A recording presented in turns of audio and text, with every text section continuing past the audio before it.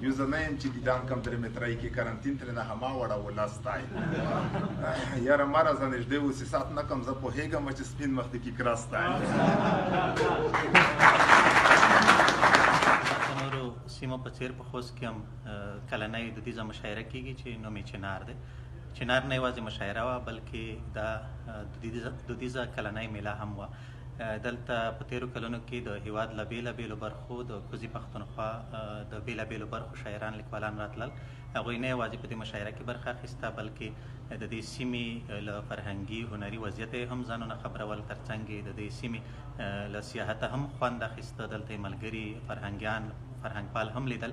تېرو کلونو کې په حضوري ډول ترسره کېده ځکه یې خوند ډېر و، د ملګرو راشه درشه وه.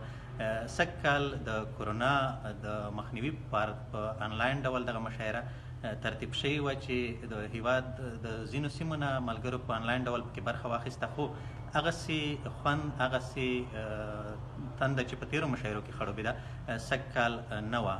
د ملګرو یوه ګیله هم وه. دوی ویل چې تقریبا 2.5 میاشتې دغه مشاعره له خپل وخت نه ځنډېدلې ده. که 1.5 میاشت نور هم صبر شوی وای ممکن دغه کرنتین مات شوی وای، خلکو به له حضوري مشاعرې خوند اخیستی و.